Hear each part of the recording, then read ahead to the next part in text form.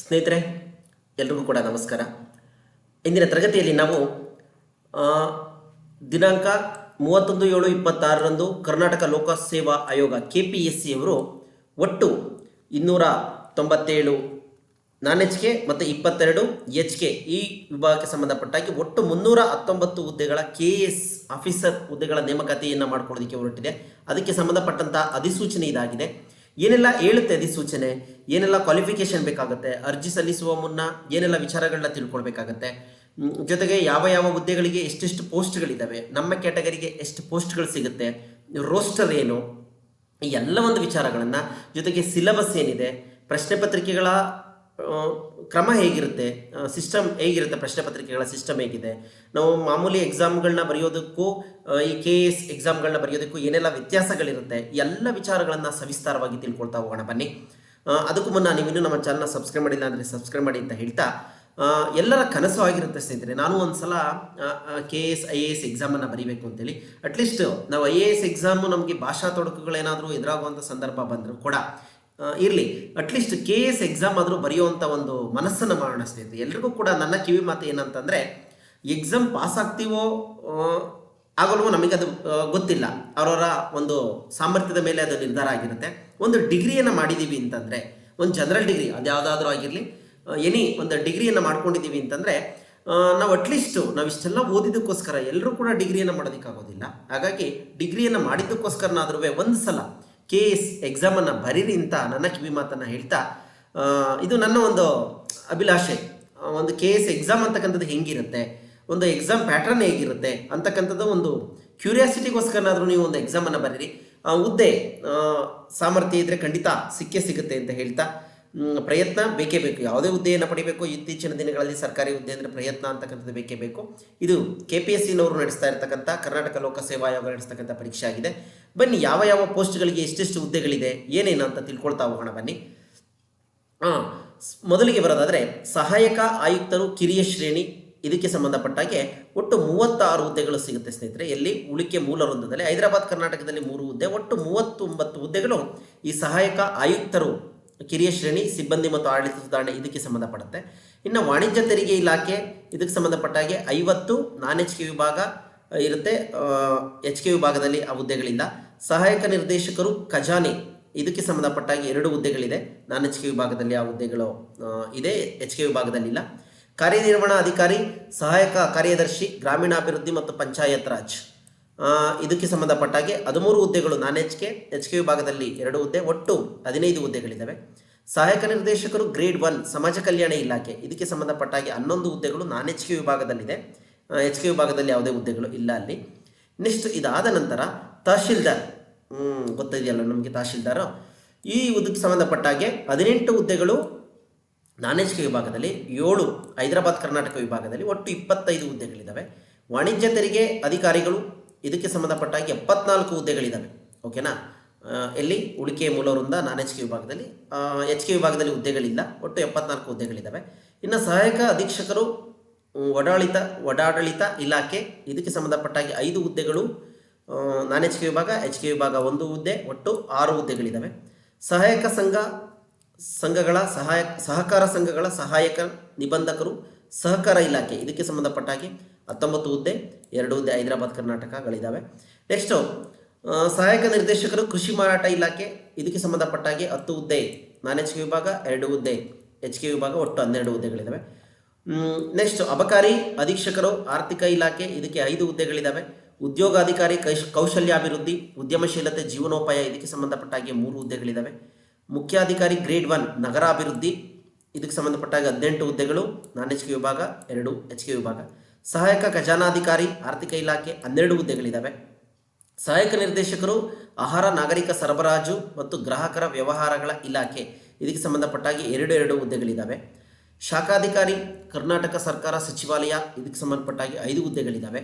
ಶಾಖಾಧಿಕಾರಿ ಕರ್ನಾಟಕ ಲೋಕಸೇವಾ ಆಯೋಗದಲ್ಲೇ ಪೋಸ್ಟ್ಗಳಿದ್ದಾವೆ ಕೂಡ ಸ್ನೇಹಿತರೆ. ಓಕೆನಾ, ಅದೃಷ್ಟ ಈ ಥರ ಜಾಬ್ಗಳನ್ನ ಮಾಡೋದಕ್ಕೆಲ್ಲ ಒಂದು ಮಹತ್ವಾಕಾಂಕ್ಷೆ ಅಂತಕ್ಕಂಥದ್ದು ಬೇಕಾಗುತ್ತೆ.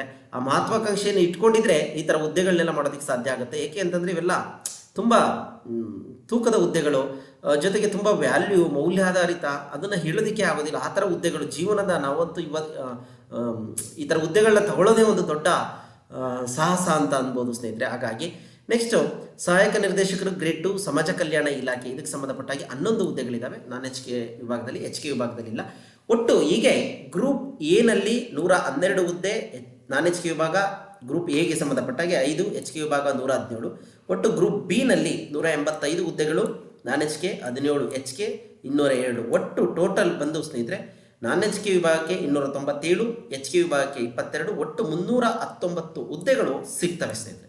ಎಲ್ಲರ ಕನಸು, ನನ್ನ ಒಂದು ಕಿವಿ ಮಾತು, ಅಟ್ಲೀಸ್ಟು ಪರೀಕ್ಷೆ ಪ್ರಶ್ನೆ ಪತ್ರಿಕೆ ವಿಧಾನ ನೋಡ್ತಿದ್ದಂಗೆ ನಾವೆಲ್ಲ ಆಗಲ್ಲ ಅಂತ ಅನ್ನೋವಂಥ ಎಷ್ಟೋ ಮಂದಿ ಇರ್ತೀವಿ. ಹಾಗಾಗಿ ಆಗೋದು ಬೇಡ. ಎಲ್ಲರೂ ಕೂಡ ಒಂದು ಸಲ ಚಾನ್ಸನ್ನು ತಗೊಳ್ಳಿ, ಪರೀಕ್ಷೆಯನ್ನು ಬರೆದು ಬನ್ನಿ. ಯಾಕೆ ಕಿವಿ ಮಾತನ್ನು ಹೇಳ್ತಾ ಇದ್ದೀನಿ ಅಂದರೆ, ಖಂಡಿತ ಕಷ್ಟಪಟ್ಟು ಓದೋರಿಗೆ ವಿದ್ಯೆ ಕಟ್ಟಿಟ್ಟ ಬುದ್ಧಿಯಾಗಿರುತ್ತದೆ. ವಿದ್ಯೆ ಸಾಧಕರ ಸೊತ್ತು, ಸೋಮಾರಿಗಳ ಸೊತ್ತಲ್ಲ ಅಂತ ಸಾಕಷ್ಟು ಸಲ ಹೇಳಿದ್ದೀನಿ. ಹಾಗಾಗಿ ನಾವು ಈ ಥರ ಪರೀಕ್ಷೆಗಳನ್ನ ಬರೆದಂಥ ಸಂದರ್ಭದಲ್ಲಿ, ಈ KS ಅಂತ ಪರೀಕ್ಷೆಗಳನ್ನ ಬರೆದಂಥ ಸಂದರ್ಭದಲ್ಲಿ ಏನಾಗುತ್ತೆ ಅಂದರೆ, ನಮಗೆ ವಿಚಾರವಂತಿಕೆ, ಚಿಂತನಾಶೀಲತೆ ಮತ್ತು ಎಕ್ಸಾಮ್ ಬರೆಯೋದು, ಓದೋ ಮನಸ್ಥಿತಿ ಎಲ್ಲವೂ ಕೂಡ ಬದಲಾಗುತ್ತೆ ಸ್ನೇಹಿತರೆ. ಹಾಗಾಗಿ ನೀವು ಇದು ಎಕ್ಸಾಮನ್ನು ಬರೆದಿದ್ದೇ ಆದರೆ ನೀವು ಅದರಿಂದ ಕೆಳಪಟ್ಟಂಥ ಎಕ್ಸಾಮ್ಗಳು SDA, FDA, village accountant, teacher post, ಈ ಥರ ಯಾವುದಾದ್ರೂ ಸರಿ, ಯಾವುದೇ ಇಲಾಖೆಯಲ್ಲಿ PDO, ಈ ಥರ ಎಲ್ಲ ಹುದ್ದೆಗಳನ್ನ ಮಾಡ್ಕೊಳ್ಳೋದಕ್ಕೆ ಒಂದಷ್ಟು ಓದೋದಕ್ಕೆ ನಮಗೆ ಸ್ಫೂರ್ತಿ ಸಿಗುತ್ತೆ ಅಂತ ಹೇಳ್ತಾ, ಈ ಹುದ್ದೆಗೆ ಆಲ್ಮೋಸ್ಟ್ ಎಲ್ಲರೂ ಕೂಡ ಅಪ್ಲಿಕೇಶನ್ ಹಾಕಿ ಒಂದ್ಸಲ ಎಕ್ಸಾಮನ್ನು ಅಟೆಂಡ್ ಮಾಡಿ ಅಂತ ಹೇಳ್ತಾ, ಅರ್ಜಿ ಸಲ್ಲಿಸೋದಕ್ಕೆ ಪ್ರಾರಂಭ ಆಗ್ತಕ್ಕಂಥ ದಿನಾಂಕ 1/8/26ರಿಂದ. ಅರ್ಜಿ ಸಲ್ಲಿಸಲು ಕೊನೆಯ ದಿನಾಂಕ ಏನಿದೆ 31, ಅಂದರೆ ಆಗಸ್ಟ್ 31ನೇ ತಾರೀಕು ಲಾಸ್ಟ್ ಡೇಟ್ ಇದೆ. ಪೂರ್ವ ಬಾರಿ ಪರೀಕ್ಷೆ ಪ್ರಿಲಿಮ್ಸ್ ಏನಿದೆ 15/11/2026ರಲ್ಲಿ ನಡೆಯುತ್ತೆ ಸ್ನೇಹಿತರೆ. ಅಂದರೆ ನವೆಂಬರ್ 15ನೇ ತಾರೀಕು ಪರೀಕ್ಷೆ ನಡೆಯುತ್ತೆ. ಒಟ್ಟು 2 ಹಂತದ ಪರೀಕ್ಷೆ ಇರುತ್ತೆ, ಪ್ರಿಲಿಮ್ಸು ಮತ್ತು ಮೇನ್ಸು, ಪೂರ್ವ ಬಾರಿ ಪರೀಕ್ಷೆ ಮತ್ತು ನೆಕ್ಸ್ಟ್ ಫೈನಲ್ ಎಕ್ಸಾಮ್ ಇರುತ್ತೆ. ಒಂದಷ್ಟು ಇದನ್ನೆಲ್ಲ ಏನು ಮಾಡಿದರೆ, ವೆಬ್ಸೈಟಲ್ಲಿ ಇದಕ್ಕೆ ಸಂಬಂಧಪಟ್ಟಾಗಿ ಹೆಲ್ಪ್ಲೈನ್ ಇವನ್ನೆಲ್ಲ ಕೊಟ್ಟಿದ್ದಾರೆ. ಏನಾದರೂ ಡೌಟ್ಗಳಿದ್ರೆ ನಿಮಗೆ ತುಂಬ ಈ ಹೆಲ್ಪ್ಲೈನ್ ನಂಬರ್ಗಳಲ್ಲಿ ಕರೆ ಮಾಡಿ ತಿಳ್ಕೊಳ್ಳಿ. ರಿಸೀವ್ ಮಾಡೋದು ಸ್ವಲ್ಪ ಕಷ್ಟ, ಬಟ್ ಆದರೂ ಕೂಡ ಲೈನ್ ಸಿಕ್ಕಿದ್ರೆ ನೋಡಿ ಅದಕ್ಕೆ ಪರಿಹಾರವನ್ನು ತಗೊಳ್ಳಿ. ಇನ್ನು ವಿಶೇಷ ಸೂಚನೆಯನ್ನು ಹೊರಟಿದ್ದಾರೆ ಬನ್ನಿ ಸ್ನೇಹಿತರೆ. ಒಮ್ಮೆ ಅರ್ಜಿ ಭರ್ತಿ ಮಾಡುವ ಮೊದಲು ಎಲ್ಲ ವಿವರಗಳನ್ನ ಓದ್ಕೊಳ್ಬೇಕು. ಈ ನೋಟಿಫಿಕೇಶನ್ನ ಪೂರ್ಣ ಪ್ರಮಾಣದಲ್ಲಿ ಓದ್ಕೊಳ್ಳಿ. ಒಂದಷ್ಟು ಕಿವಿ ಮಾತುಗಳನ್ನ ಹೇಳುವಂಥ ಪ್ರಯತ್ನ ನಾನಿಲ್ಲಿ. ಒಮ್ಮೆ ಅರ್ಜಿ ಸಲ್ಲಿಸಿದ ನಂತರ ಅರ್ಜಿಯ ವಿವರಗಳನ್ನು ತಿದ್ದುಪಡಿ ಅಥವಾ ಸೇರ್ಪಡೆ ಮಾಡುವಂತೆ ನೀಡುವ ಯಾವುದೇ ಮನವಿಗಳನ್ನು ತಿರಸ್ಕರಿಸಲಾಗುವುದಿಲ್ಲ. ಆಲ್ರೆಡಿ ಹೇಳಿಬಿಟ್ಟಿದ್ದಾರೆ ಸ್ನೇಹಿತರೆ. ಹಾಗಾಗಿ ಅರ್ಜಿ ಅಪ್ಲಿಕೇಶನ್ ಹಾಕಬೇಕಾದ್ರೆ ತುಂಬ ಎಚ್ಚರಿಕೆಯಿಂದ ಅಪ್ಲಿಕೇಶನ್ ಹಾಕಿ.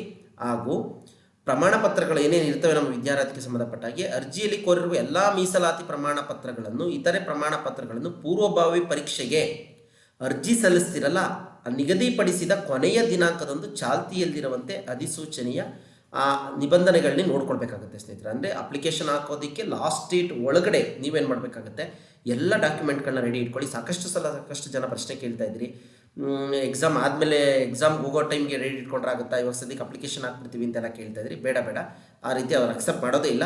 ಕೊನೆ ಡೇಟ್ ಅಪ್ಲಿಕೇಶನ್ ಹಾಕ್ತಿರಲ್ಲ ಆ ಡೇಟಿಗೆ ಎಲ್ಲ ಸರ್ಟಿಫಿಕೇಟ್ಗಳು ಇರೋ ಥರ ನೋಡ್ಕೊಳ್ಳಿ, ಓಕೆನಾ. ನೆಕ್ಸ್ಟ್ ಇದಾದ ನಂತರ ಏನೇನು ನಾವು ಪ್ರವರ್ಗ, ತಂದೆ ತಾಯಿ, ವಿದ್ಯಾರ್ಹತೆ ಎಲ್ಲ ತಪ್ಪಾಗಿ ನಮೂದಿಸುವುದಾಗಿ ಏನಾದರೂ ತಿಳಿದು ಅಧಿಕಾರಿ ಸಿಬ್ಬಂದಿಗಳಿಗೆ ತಂತ್ರಾಂಶದಲ್ಲಿ ಬದಲಾವಣೆ ಮಾಡಲು ಸಾಧ್ಯವಿರದ ಹಿನ್ನೆಲೆಯಲ್ಲಿ ಆ ತಂತ್ರಾಂಶವನ್ನು, ಸಾಫ್ಟ್ವೇರ್ನ ಬದಲಾವಣೆ ಮಾಡೋದಕ್ಕೆ ಸಾಧ್ಯ ಇಲ್ವಂತೆ. ಹಾಗಾಗಿ ಅಭ್ಯರ್ಥಿಗಳೇ ನೇರವಾಗಿ ಅರ್ಜಿ ಸಲ್ಲಿಸಲು ನಿಗದಿಪಡಿಸಿರುವ ಕೊನೆಯ ದಿನಾಂಕದೊಳಗೆ ಮಾಹಿತಿಗಳನ್ನು ಸರಿಪಡಿಸಿ ಅರ್ಜಿ ಸಲ್ಲಿಸಲು ಅವಕಾಶ ಕಲ್ಪಿಸಲಾಗಿದೆ, ಓಕೆನಾ. ನೋಡಿ, ಆಯೋಗಕ್ಕೆ ಒಂದು ಬಾರಿ ತಂತ್ರಾಂಶ ಅರ್ಜಿ ಸಲ್ಲಿಸಿದ ನಂತರ ಸದರಿ ಅರ್ಜಿಯಲ್ಲಿ ಯಾವುದೇ ಮಾಹಿತಿಯನ್ನು ಆಯೋಗದ ಅಧಿಕಾರಿ ಸಿಬ್ಬಂದಿಗಳು ತಿದ್ದುಪಡಿ ಮಾಡೋದಕ್ಕೆ ಆಗೋದಿಲ್ಲ. ಹಾಗಾಗಿ ಅಪ್ಲಿಕೇಶನ್ ಹಾಕೋಕ್ಕೆ ಮುಂಚೆ ತುಂಬ ಎಚ್ಚರಿಕೆಯಿಂದ ಅಪ್ಲಿಕೇಶನ್ನ ಹಾಕಿ ಅಂತಕ್ಕಂಥದ್ದು ಒಂದು ತುಂಬ ಕಿವಿ ಮಾತಾಗಿದೆ. ಹಾಗಾಗಿ ಇನ್ನು ಸಹಿ, ಇವೆಲ್ಲ ಪೇಮೆಂಟು ಇದೆಲ್ಲ ಇರುತ್ತೆ. ಇನ್ನು ಅರ್ಜಿ ಸಲ್ಲಿಸುವ ಹಂತಗಳು ನೋಡೋಣ ಬನ್ನಿ.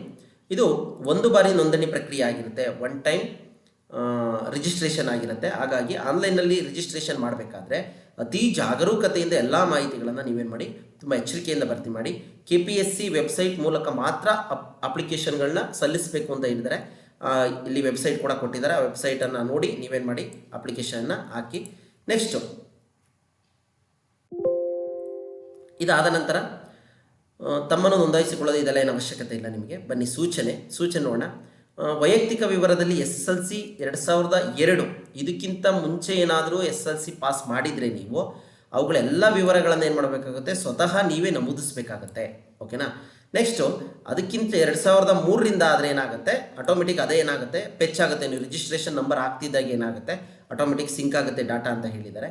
ನೆಕ್ಸ್ಟ್ ಅದಾದ ನಂತರ ವಿದ್ಯಾರ್ಹತೆ ವಿವರದಲ್ಲಿ PUC ತರಗತಿಯನ್ನು 2007ಕ್ಕಿಂತ ಅಥವಾ ಅದಕ್ಕಿಂತ ಹಿಂದೆ ಅಭ್ಯಸಿಸಿದಲ್ಲಿ ಎಲ್ಲ ಡಾಟಾವು ಬಾರದೇ ಇದ್ದಲ್ಲಿ ಸ್ವತಃ ವಿವರಗಳನ್ನ ನಮೂದಿಸಬೇಕಾಗತ್ತೆ. PUC ತರಗತಿಯಲ್ಲಿ 2008ರ ನಂತರ ಅಧ್ಯಯನ ಮಾಡಿದ ಅಭ್ಯರ್ಥಿಗಳು PUC ನೋಂದಣಿ ಸಂಖ್ಯೆಯನ್ನು ನಮೂದಿಸಿದಲ್ಲಿ ವಿವರಗಳು ಸ್ವಯಂಚಾಲಿತವಾಗಿ ಅಧ್ಯಯನದ ಬೋರ್ಡ್ನಿಂದ ನೇರವಾಗಿ ಈ ಡಿಜಿಲಾಕರ್ ಮುಖಾಂತರ ಏನಾಗುತ್ತೆ, ಅಲ್ಲಿ ವೆಬ್ಸೈಟ್ ಮುಖಾಂತರ ಇಲ್ಲಿಗೆ ಲೋಡ್ ಆಗುತ್ತೆ. ಹಾಗಾಗಿ ಆ ಇಯರ್ಗಳನ್ನ ನೋಡ್ಕೊಳ್ಳಿ. 2002ಕ್ಕಿಂತ SLC ಮುಂಚೆ ಪಾಸ್ ಮಾಡಿರೋರು, 2003ರ ನಂತರ ಆದರೆ ಅವ್ರ ನೋಂದಣಿ ಸಂಖ್ಯೆಯನ್ನು ಮಾಡಿದ್ರೆ ಸಾಕು. ಇನ್ನು PUCಗೂ ಕೂಡ ಹಾಗೇ ಇದೆ. 2007ರ ನಂತರ 2008ರಿಂದ ಈಚೆಗೆ ಬರೋರದ್ದೇ ಡಾಟಾ ಅದೇ ಸಿಂಕ್ ಆಗುತ್ತೆ ಅಂತ ಹೇಳಿದ್ದಾರೆ, ರಿಜಿಸ್ಟರ್ ನಂಬರು. ನೆಕ್ಸ್ಟ್ ಇದೆಲ್ಲ ಆಗ್ತಾ ಹೋದರೆ ನೆಕ್ಸ್ಟ್ ಏನಾಗುತ್ತೆ, ಅಪ್ಲಿಕೇಶನ್ ಹಾಕೋ ಪ್ರೊಸೀಜರ್ ಇದೆ. ಇದೆಲ್ಲ ಅಪ್ಲಿಕೇಶನ್ ಹಾಕ್ಕೊಳ್ಳಿ. ಇನ್ನು ಇದಕ್ಕೆ ಸಂಬಂಧಪಟ್ಟಾಗಿ ಏನೆಲ್ಲ ಅವರು ಅಂದರೆ ಸಾಮಾನ್ಯ ಅಭ್ಯರ್ಥಿ ಈ ಥರ ಇರುತ್ತಲ್ಲ, ಇಂಗ್ಲೀಷಲ್ಲಿ GM ಅಂತೇಳಿ, ಇದಕ್ಕೆ ಬಗ್ಗೆ ಸಂಬಂಧಪಟ್ಟ ಹಾಗೆ ಮಾಹಿತಿ. ಇನ್ನು ಸಾಮಾನ್ಯ ಅಭ್ಯರ್ಥಿಗಳು 600 ರೂಪಾಯಿ ಫೀಸನ್ನು ಪೇ ಮಾಡಬೇಕಾಗತ್ತೆ. ಇನ್ನು ಪ್ರವರ್ಗ 2A 2B 3A 3B ಈ ಅಭ್ಯರ್ಥಿಗಳು 300 ರೂಪಾಯಿ ಅಂಕವನ್ನು ಪೇ ಮಾಡಬೇಕಾಗತ್ತೆ. ನೆಕ್ಸ್ಟ್ ಇದಾದರೆ ಮಾಜಿ ಸೈನಿಕ ಅಭ್ಯರ್ಥಿಗಳು 50 ರೂಪಾಯಿ. ಪರಿಶಿಷ್ಟ ಜಾತಿ ಪಂಗಡ ಅಭ್ಯರ್ಥಿಗಳಿಗೆ ಯಾವುದೇ ಶುಲ್ಕ ಇರೋದಿಲ್ಲ ಅಂತಕ್ಕಂಥದ್ದು ವಿಚಾರ ಇದೆ, ನೋಡ್ಕೊಳ್ಳಿ. ನೆಕ್ಸ್ಟು ಅರ್ಹತಾ ಷರತ್ತುಗಳು, ಇದೆಲ್ಲ ಗೊತ್ತೇ ಇರುತ್ತೆ, ನಿಮಗೆ ಏನು ಸಮಸ್ಯೆ ಇಲ್ಲ. ಇನ್ನು ಮೀಸಲಾತಿ ಬಂದಂಥ ಸಂದರ್ಭದಲ್ಲಿ ಯಾವ ರೀತಿ ಆಲ್ರೆಡಿ ಪರೀಕ್ಷೆ ಬರೆಯುವಂಥವ್ರಿಗೆ ಗೊತ್ತಿರುತ್ತೆ. ಇವು ಹೊಸದಾಗಿ ಬರೀತಾ ಇರೋರಾದರೆ ಸಾಮಾನ್ಯ ಅರ್ಹತೆ ಅಭ್ಯರ್ಥಿಗಳಿಗೆ 5 ಬಾರಿ ನೋಡಿ, ಗೆಜೆಟೆಡ್ ಪ್ರೊಬೆಷನರಿ ನೇಮಕಾತಿ ನಿಯಮಗಳ ಅಡಿಯಲ್ಲಿ ವಯೋಮಿತಿ ಷರತ್ತಿಗೊಳಪಟ್ಟಂತೆ ಕೆಳಕಂಡ ಅಭ್ಯರ್ಥಿಗಳಿಗೆ ಪರೀಕ್ಷೆಯ ಪ್ರಯತ್ನಗಳು, ಓಕೆನಾ, ಇಷ್ಟು ಟೈಮ್ ಮಾತ್ರ ನಾವು ಪರೀಕ್ಷೆನ ತಗೊಳ್ಬೋದಾಗಿದೆ ಸ್ನೇಹಿತರೆ. 5 ಟೈಮು, ಲೈಫ್ ಟೈಮಲ್ಲಿ 5 ಸಲ ನಾವು ಸಾಮಾನ್ಯ ಅಭ್ಯರ್ಥಿಗಳು 5 ಸಲ ಎಕ್ಸಾಮನ್ನು ತಗೊಳ್ಬೋದು. ಪ್ರವರ್ಗ 1, ಪ್ರವರ್ಗ 2A 2B 3A 3B ಇವರು 7 ಬಾರಿ ಪರೀಕ್ಷೆಗಳನ್ನ ತಗೊಳ್ಬೋದು. ಪರಿಶಿಷ್ಟ ಜಾತಿ ಪಂಗಡದ ಅಭ್ಯರ್ಥಿಗಳಿಗೆ ಪ್ರಯತ್ನಗಳ ಮಿತಿ ಇರುವುದಿಲ್ಲ. ಈ ಪಾಯಿಂಟನ್ನು ಚೆನ್ನಾಗಿ ನೆನ್ಪಿಟ್ಕೊಳ್ಳಿ. ನಿಮ್ಮ ಕ್ಯಾಟಗರಿ ತಕ್ಕನಾಗಿ ಎಷ್ಟು ಸಲ ನೀವು ಎಕ್ಸಾಮ್ ಹಿಂದೆ ಬರೆದಿದ್ದೀರಿ, ಯಾರು ಕೂಡ ಇದನ್ನು ಕ್ರಾಸ್ ಮಾಡಿರಲ್ಲ ಅಂದ್ಕೊತೀನಿ ತಮ್ಮ ಜೀವಿತಾವಧಿಯಲ್ಲಿ. ಹಾಗಾಗಿ ನೋಡ್ಕೊಂಡು ಅಪ್ಲಿಕೇಶನ್ನ ಹಾಕ್ಕೊಳ್ಳಿ. ನೆಕ್ಸ್ಟು ವಿದ್ಯಾರ್ಹತೆ ಏನೇನು ಬರುತ್ತೆ, ಕಾನೂನಿನ ರೀತಿಯ ಸ್ಥಾಪಿಸಿರ್ತಕ್ಕಂಥ ಯಾವುದೇ ವಿಶ್ವವಿದ್ಯಾಲಯದಲ್ಲಿ ಸ್ನಾತಕ ಅಥವಾ ಸ್ನಾತಕೋತ್ತರ ಡಿಗ್ರಿ, ಮಾಸ್ಟರ್ ಡಿಗ್ರಿ ಯಾವುದಾದ್ರೂ ಕೂಡ ಏನು ಮಾಡ್ಬೋದು, ನೀವು ಅಪ್ಲಿಕೇಶನ್ನ ಹಾಕ್ಬೋದು. ಎಲ್ಲರೂ ಕೂಡ ಯಾರೆಲ್ಲ ಡಿಗ್ರಿ ಈಕ್ವಲೆಂಟ್ ಓದಿದ್ರಿ ಅಥವಾ ಮಾಸ್ಟರ್ ಡಿಗ್ರಿ ಮಾಡಿದಿರಿ ಅವರೆಲ್ಲರೂ ಕೂಡ ಏನು ಮಾಡ್ಬೋದು, ಅಪ್ಲಿಕೇಶನನ್ನು ಹಾಕ್ಬೋದು. ಎಲ್ಲರೂ ಕೂಡ, ಅದಕ್ಕೆ ನಾನು ಆಲ್ರೆಡಿ ಹೇಳಿದೆ, ಎಲ್ಲರೂ ಕೂಡ ನೀವೇನು ಮಾಡಿ ಒಂದು ಅಪ್ಲಿಕೇಶನ್ ಹಾಕಿ ಒಂದು ಸಲ KS ಎಕ್ಸಾಮನ್ನು ಬರೀರಿ, ನಿಮ್ಗೆ ಸಾಕಷ್ಟು ಅನುಭವಗಳು ಸಿಗ್ತಾ ಹೋಗುತ್ತೆ. ಇನ್ನು ಕೆಳ ಹಂತದ ಎಕ್ಸಾಮ್ಗಳನ್ನ ಫೇಸ್ ಮಾಡೋದಕ್ಕೆ ನಿಮಗೆ ಧೈರ್ಯ ಬರುತ್ತೆ, ಜೊತೆಗೆ ನಾಲೆಡ್ಜ್ ಬರುತ್ತೆ ಅಂತ ಹೇಳ್ತಾ ಡಿಗ್ರಿ ಆಗಿರಬೇಕು ಅಂತ ಗೊತ್ತಾಗಿದ್ದಲ್ವ. ಇನ್ನು ಸ್ಪರ್ಧಾತ್ಮಕ ಪರೀಕ್ಷಾ ಕೇಂದ್ರದ ಬಗ್ಗೆ ಆಯೋಗವು ನಿಗದಿಪಡಿಸಿದ ಯಾವುದೇ ಕೇಂದ್ರ ಸ್ಥಳದಲ್ಲಿ ನಡೆಸಲಾಗುವುದು. ಇವಾಗ ಎಕ್ಸಾಮ್ ಸೆಂಟರ್ ಯಾವುದು ಹೇಳಿರೋದಿಲ್ಲ ಅವರು, ಎಕ್ಸಾಮ್ ಸೆಂಟರ್ನ ಆಲ್ ಟಿಕೆಟ್ ಬಂದಾಗೆ ಗೊತ್ತಾಗುತ್ತೆ.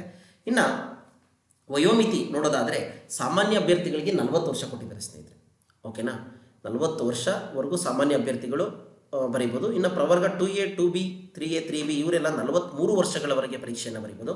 ಪರಿಶಿಷ್ಟ ಜಾತಿ ಪಂಗಡ ಅಭ್ಯರ್ಥಿಗಳು ಪ್ರವರ್ಗ 1ರ ಅಭ್ಯರ್ಥಿಗಳು 45 ವರ್ಷದವರೆಗೆ ಅವರಿಗೆ ಅವಕಾಶವನ್ನು ಕೊಟ್ಟಿದ್ದಾರೆ. ನೆಕ್ಸ್ಟ್ ಮಾಜಿ ಸೈನಿಕರಾಗಿದ್ದಲ್ಲಿ, ಅಂಗವಿಕಲರ ಅಭ್ಯರ್ಥಿಗಳಾಗಿದ್ದಲ್ಲಿ, ಮಾಜಿ ಸೈನಿಕರಾಗಿದ್ದಲ್ಲಿ 3 ವರ್ಷಗಳ ಸೇರಿದಂತೆ ಎಷ್ಟು ವರ್ಷಗಳಾಗಿರುತ್ತೋ ಅವರು ಎಕ್ಸ್ ಸರ್ವಿಸ್ ಮೆನ್ಗಳಿಗಾಗುತ್ತೆ. ಅಂಗವಿಕಲ ಅಭ್ಯರ್ಥಿಗಳಿಗೆ 10 ವರ್ಷಗಳ ವಯೋಮಿತಿ ಸಡಿಲಿಕೆ ಇದೆ. ವಿಧವೆಯ ಅಭ್ಯರ್ಥಿಗಳಿಗೆ 10 ವರ್ಷಗಳ ಎಕ್ಸ್ಟ್ರಾ ವಯೋಮಿತಿ ಸಡಿಲಿಕೆಯನ್ನು ಕೊಟ್ಟಿದ್ದಾರೆ. ಹಾಗಾಗಿ ಅಂಥವ್ರು ಕೂಡ ಅಪ್ಲಿಕೇಶನ್ಗಳನ್ನ ಹಾಕ್ಕೊಳ್ಬಹುದಾಗಿದೆ. ಇನ್ನು ವಿವರಣೆ ಜನ್ಮ ದಿನಾಂಕಕ್ಕೆ ಸಂಬಂಧಪಟ್ಟಾಗ ಎಲ್ಲ ನಿಮ್ಮ TC ಮತ್ತು SLC ಮಾರ್ಕ್ಸ್ ಕಾರ್ಡಲ್ಲಿ ಇರುತ್ತೆ. ದೇಹದಾಢ್ಯತೆ ಬೇಕಾ KS ಎಕ್ಸಾಮ್ಗೆ, ಅದರಲ್ಲಿ ಒಂದು 2 ಹುದ್ದೆಗಳಿಗೆ ಮಾತ್ರ ಈ ದೇಹದಾಢ್ಯತೆ ಬೇಕಾಗುತ್ತೆ ಸ್ನೇಹಿತರೆ. ಯಾವುದಕ್ಕೆ ಅಂತಂದರೆ ಕರ್ನಾಟಕ ಪೊಲೀಸ್ ಸೇವೆ DYSP ಹುದ್ದೆಗಳು ಬರುತ್ತಲ್ಲ, ಆ DYSP ಹುದ್ದೆಗಳು ಸಿವಿಲ್ ಅವು ಗ್ರೂಪ್ A ಹುದ್ದೆ ಅಂತ ಹೇಳಿ ಪರಿಗಣಿಸ್ತಾರೆ. ಅದಕ್ಕೆ ಎತ್ತರ ಬಂದ ಪುರುಷರಿಗೆ ಬಂದಂಥ ಸಂದರ್ಭದಲ್ಲಿ ಎತ್ತರ 165 ಸೆಂಟಿಮೀಟರ್ ಇರಬೇಕಾಗುತ್ತೆ. ಎದೆಯ ಸುತ್ತಳತೆ 84 ಸೆಂಟಿಮೀಟರ್ ಇರಬೇಕಾಗುತ್ತೆ. ವಿಸ್ತರಣೆ ಎದೆಯ ಪೂರ್ವಾನ್ವಯವಾಗಿ ಇದು 5 ಸೆಂಟಿಮೀಟರ್ ಎಕ್ಸ್ಪೆಂಡ್ ಆಗುತ್ತೆ ಅಂತ ಹೇಳ್ತಾರೆ. ತೂಕ ಅನ್ವಯವಾಗುವುದಿಲ್ಲ ಅಂತ ಹೇಳಿದರೆ ವೆಯ್ಟ್ ಎಷ್ಟು ಬೇಕಾದ್ರೂ ಇರ್ಬೋದು. ನೆಕ್ಸ್ಟು ಹೆಣ್ಮಕ್ಳಿಗೆ ಬರೋದಾದರೆ 157 ಸೆಂಟಿಮೀಟರ್ ಎತ್ತರ ಇರಬೇಕು. ಯಾವುದರಲ್ಲಿ ಈ DYSP ಹುದ್ದೆಗಳಿಗೆ ಸುತ್ತಳತೆ ಅದು ಏನು ಅನ್ವಯ ಆಗೋದಿಲ್ಲ. ಮಹಿಳೆಯರ ಎತ್ತರಕ್ಕೆ ತಕ್ಕಂತೆ 46 kg ಅವರು ತೂಕ ಇಲ್ಲಿ ಕಡಿಮೆ ಇಲ್ಲದಂತೆ 46 kgಗಿಂತ ಕಡಿಮೆ ಇರಬಾರ್ದು ವೆಯ್ಟು. ಇನ್ನು ಕಾರಾಗೃಹ ಜೈಲುಗಳಿರುತ್ತಲ್ಲ, ಜೈಲಲ್ಲೂ ಕೂಡ ಹುದ್ದೆಗಳಿವೆ. 160 ಸೆಂಟಿಮೀಟರ್ ಇರಬೇಕಂತೆ ಪುರುಷರಿಗಾದರೆ. ಎದೆಯ ಸುತ್ತಳತೆ 86 ಸೆಂಟಿಮೀಟರ್. ನೆಕ್ಸ್ಟು ಅದರ ಎಕ್ಸ್ಪ್ಯಾಂಡು ಇರುತ್ತೆ. ತೂಕ ಅನ್ವಯವಾಗುವುದಿಲ್ಲ ಅಂತ ಹೇಳಿದ್ದಾರೆ. ನೆಕ್ಸ್ಟು ಮಹಿಳೆಯರಿಗೆ ಬಂದರೆ 157 ಸೆಂಟಿಮೀಟರ್. ಹೇಗೆ DYSPಗೋ ಕಾರಾಗೃಹ ಸೇವೆಗಳಿಗೂ ಕೂಡ ಅಷ್ಟೇ ಇದೆ, ಸೇಮ್ ಹೇಗೆ 46 kgಗಿಂತ ಕಡಿಮೆ ಇರಬಾರ್ದು ಆಗಿದೆ. ನೆಕ್ಸ್ಟ್ ಅಬಕಾರಿ ಉಪ ಅಧೀಕ್ಷಕರು ಇದಕ್ಕೆ ಸಂಬಂಧಪಟ್ಟ ಹಾಗೆ 163 ಸೆಂಟಿಮೀಟರ್ ಎತ್ತರ ಪುರುಷರಿಗೆ, 81 ಸೆಂಟಿಮೀಟರ್ ಎದೆಯ ಸುತ್ತಳತೆ, 5 ಸೆಂಟಿಮೀಟರ್ ಎಕ್ಸ್ಪೆಂಡಿಂಗ್ ಇರುತ್ತೆ. ನೆಕ್ಸ್ಟ್ ಮಹಿಳೆಯರಿಗೂ ಕೂಡ ಸೇಮ್, ಅವ್ರಿಗೆಲ್ಲರಿಗೂ ಮಹಿಳೆಯರಿಗೆ 3 ಹುದ್ದೆಗಳಿಗೆ ಸೇಮ್ ಇದೆ. ಯಾವುದ್ಯಾವುದು ಈ ಪೊಲೀಸ್ ರಿಲೇಟೆಡ್ ಹುದ್ದೆಗಳಿಗೆ, DYSPಗೆ, ಕಾರಾಗೃಹ ಸೇವೆಗಳಿಗೆ, ಅಬಕಾರಿ ಉಪ ಅಧೀಕ್ಷಕರ ಹುದ್ದೆಗಳಿಗೆ ಸಂಬಂಧಪಟ್ಟ ಹಾಗೆ ನೋಡ್ಕೊಳ್ಳಿ. ಇದನ್ನು ನೋಡಿಕೊಂಡು ಆಯಾ ಸಂಬಂಧಪಟ್ಟಿದ್ದ ಅಪ್ಲಿಕೇಶನ್ಗಳನ್ನ ಹಾಕ್ಕೊಳ್ಬೇಕಾಗುತ್ತೆ, ಮತ್ತು ಅಲ್ಲಿ ಇಂಟರ್ವ್ಯೂ ಆಧಾರದ ಮೇಲೆ ಇರುತ್ತೆ. ಓಕೆ, ಹೋಗೋಣ ಬನ್ನಿ. ನೆಕ್ಸ್ಟ್ ಸ್ಪರ್ಧಾತ್ಮಕ ಪರೀಕ್ಷಾ ವಿಧಾನಗಳು ಹೇಗಿರುತ್ತೆ. ಮೇಯ್ನ್ ಇವಾಗ ಅಪ್ಲಿಕೇಶನ್ ಹಾಕ್ತೀರಿ, ಹಾಕೋ ಮನಸ್ಸನ್ನು ಮಾಡಿದಿರಿ ಅಂತ ಭಾವಿಸ್ತೀನಿ. ಅಪ್ಲಿಕೇಶನ್ ಹಾಕಾದ್ಮೇಲೆ ಸ್ಪರ್ಧೆ ರೆಡಿ ಆಗಬೇಕಲ್ವಾ, ಅದೇ ತಾನೇ ಮೇಯ್ನು. ಪೂರ್ವಭಾವಿ ಪರೀಕ್ಷೆಯನ್ನು ಮುಖ್ಯ ಪರೀಕ್ಷೆಗೆ ಯಾಕೆ ಪ್ರಿಲಿಮ್ಸ್ ಮೈನ್ಸ್ ಅಂತ ಎಕ್ಸಾಮ್ ಮಾಡ್ತಾರೆ ಅಂದರೆ, ಪೂರ್ವಭಾವಿ ಪರೀಕ್ಷೆಯನ್ನು ಮುಖ್ಯ ಪರೀಕ್ಷೆಗೆ ಅಭ್ಯರ್ಥಿಗಳನ್ನ ಆಯ್ಕೆ ಮಾಡುವ ಸಲುವಾಗಿ ಅಷ್ಟೇ ಮಾಡ್ತಾರೆ. ಓಕೆನಾ, ಮೇಯ್ನ್ ಎಕ್ಸಾಮ್ಗೆ ನಿಮ್ಮನ್ನ ಎಲಿಜಿಬಲ್ ಮಾಡೋದಕ್ಕೆ. ಹೇಗೆ ನಾವು ಟೀಚರ್ ಪೋಸ್ಟಿಗೆ ಬಂದರೆ TET ಮಾಡಿ CET ಮಾಡ್ತಾರಲ್ಲ, ಆ ರೀತಿ ಅಂತ ಅಂದ್ಕೊಳ್ಳಿ. ಮುಖ್ಯ ಪರೀಕ್ಷೆಯನ್ನು ಮತ್ತು ವ್ಯಕ್ತಿತ್ವ ಪರೀಕ್ಷೆಯನ್ನು ವಿವಿಧ ಸೇವೆಗಳು ಮತ್ತು ಹುದ್ದೆಗಳಿಗೆ ಅಭ್ಯರ್ಥಿಗಳನ್ನು ಆಯ್ಕೆ ಮಾಡುವ ಸಲುವಾಗಿ, ಇವಾಗ ಯಾವ್ಯಾವ ಈ ವ್ಯಕ್ತಿನ, ಯಾರೋ ಒಬ್ಬ ರವಿ ಅಂತಕ್ಕಂಥ ವ್ಯಕ್ತಿಯನ್ನು ಯಾವ ಹುದ್ದೆಗೆ ನಾವು ಸೆಲೆಕ್ಟ್ ಮಾಡಬೇಕಾಗುತ್ತೆ. DYSP ಹುದ್ದೆಗೆ ಬೇಕಾಗುತ್ತಾ, ತಹಶೀಲ್ದಾರ್ ಹುದ್ದೆಗೆ ಬೇಕಾಗುತ್ತಾ, ಯಾವ ಹುದ್ದೆಗೆ ನಾವು ಆ ವ್ಯಕ್ತಿಯನ್ನು ಸೆಲೆಕ್ಟ್ ಮಾಡಬೇಕು, ಆ ಹುದ್ದೆಗೆ ಅವ್ರು ಫಿಟ್ ಆಗಿದ್ದಾರೆ ಅಂತೇಳಿ ಪರೀಕ್ಷೆ ಮಾಡೋದಕ್ಕೋಸ್ಕರ 25 ಅಂಕಗಳಿಗೆ ಅಂತ ಮೆನ್ಷನ್ ಮಾಡಿದ್ದಾರೆ ಸ್ನೇಹಿತರೆ. ಹಿಂದೆ ಹೆಚ್ಚಿನ ಅಂಕಗಳಿಗೆ ಪರೀಕ್ಷೆ ಇರ್ತಾ ಇತ್ತು, ಈ ಸಲ 25 ಅಂಕಗಳಿಗೆ ಈ ವ್ಯಕ್ತಿತ್ವ ಪರೀಕ್ಷೆಯನ್ನು ಮಾಡ್ತಾ ಇದ್ದಾರೆ. ಹೆಚ್ಚಿನ ನಿಯಮಗಳನ್ನು ಈ KPSC ವೆಬ್ಸೈಟಲ್ಲಿ ಸಿಗುತ್ತೆ. ಪೂರ್ವಭಾವಿ ಪರೀಕ್ಷೆ ನೋಡ್ತಾ ಹೋಗೋಣ ಬನ್ನಿ, ಹೇಗಿರುತ್ತೆ. ಪೂರ್ವಭಾವಿ ಪರೀಕ್ಷೆಯು ವಸ್ತುನಿಷ್ಠ, ಮಲ್ಟಿಪಲ್ ಚಾಯ್ಸ್, ಬಹು ಆಯ್ಕೆ ನೋಡಿ. ಹಾಗಾಗಿ ಇಲ್ಲಿ ಬರೆಯೋ ಪರೀಕ್ಷೆ ಇರೋದಿಲ್ಲ ನಿಮಗೆ. ಹಾಗಾಗಿ ಏನು ಮಾಡಿ ಅಂದರೆ, ಬಹು ಆಯ್ಕೆ ಪ್ರಶ್ನೆ ಆಗಿರೋದ್ರಿಂದ, ಮಲ್ಟಿಪಲ್ ಚಾಯ್ಸ್ ಇರೋದ್ರಿಂದ ಪೂರ್ವಭಾವಿ ಪರೀಕ್ಷೆಯು ವಸ್ತುನಿಷ್ಠ, ಬಹು ಆಯ್ಕೆ ಮಾದರಿ 2 ಪ್ರಶ್ನೆ ಪತ್ರಿಕೆಗಳನ್ನ ಒಳಗೊಂಡ್ರೆ 2 ಪೇಪರ್ ಇರುತ್ತೆ ಸ್ನೇಹಿತರೆ. ಎಲ್ಲ ಎಕ್ಸಾಮಲ್ಲಿ 2 ಪೇಪರ್ ಇರೋ ಥರ ಏನಾಗಿರುತ್ತೆ, 2 ಪೇಪರ್ ಇರುತ್ತೆ.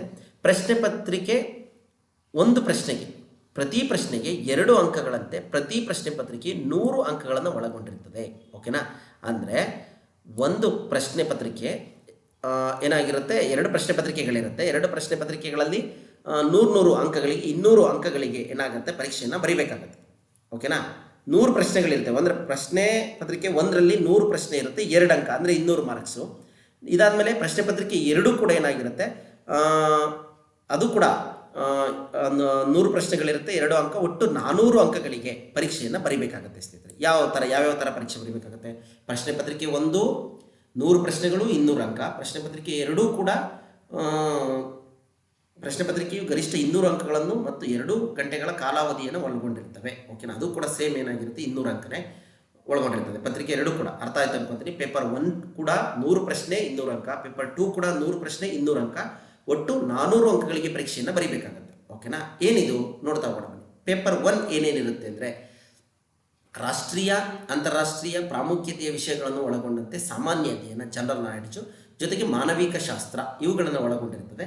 ಓಕೆನಾ, ಪ್ರಶ್ನೆಗಳ ಸಂಖ್ಯೆ 40 ಅಂಕಗಳು 80.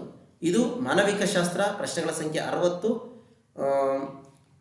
ಅಂಕಗಳು 120. ಈ ರೀತಿ ಪ್ಯಾಟರ್ನಲ್ಲಿ ಪೇಪರ್ 1 ಇರುತ್ತೆ. ಓಕೆನಾ, 200 ಮಾರ್ಕ್ಸಿಗೆ ಆಯಿತು ಪೇಪರ್ 1, 100 ಪ್ರಶ್ನೆಗಳು 200 ಅಂಕಗಳು ಆಯ್ತಲ್ವ. ಏನೇನು ಅಂತಂದರೆ, ರಾಷ್ಟ್ರೀಯ ಅಂತಾರಾಷ್ಟ್ರೀಯ ಪ್ರಾಮುಖ್ಯತೆ ವಿಷಯಗಳು, ಸಾಮಾನ್ಯ ಜ್ಞಾನ, ಕರೆಂಟ್ ಅಫೇರು, ಮಾನವಿಕ ಶಾಸ್ತ್ರ, ಈ ಪಾಯಿಂಟನ್ನು ನೆನಪಿಟ್ಕೊಳ್ಳಿ. ನೆಕ್ಸ್ಟ್ ಇದಾದಮೇಲೆ ಪತ್ರಿಕೆ 2 ಬರೋಣ.